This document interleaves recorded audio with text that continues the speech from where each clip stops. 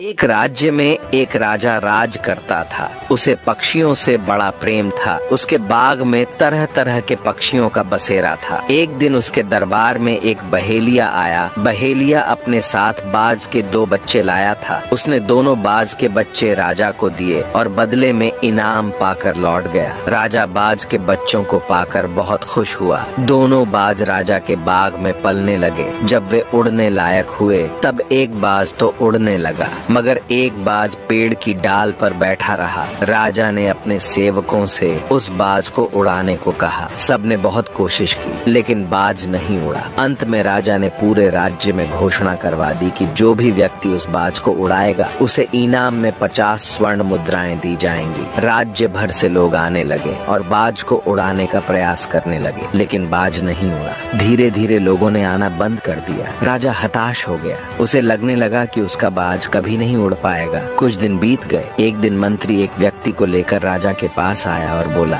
महाराज, दूसरा बाज उड़ने लगा। राजा ने चकित होकर पूछा, कैसे? महाराज, इस व्यक्ति ने ये कर दिखाया। मंत्री व्यक्ति की तरफ इशारा करके बोला। राजा ने उस व्यक्ति से पूछा, बताओ तुमने ये कैसे किया? कैसे तुमने बाज को उड़ाया? व्यक्ति बोला, महाराज, मैंने वो डाल काट दी जिस पर बाज बैठा हुआ था। निष्कर्ष, हम सफलता की ऊंची उड़ान भरना तो चाहते हैं, लेकिन अपने कंफर्ट जोन से बाहर निकलना नहीं चाहते। सफलता प्राप्त करने के लिए रिस्क लेना पड़ता है, आराम छोड़ना पड़ता है और जी जान से मेहनत करनी पड़ती है। यदि आप इसके लिए तैयार हैं तो आपको सफल होने से कोई रोक नहीं सकता। और आप लोगों को इन सब में दिलचस्पी है तो हमारे साथ जुड़े रहिए।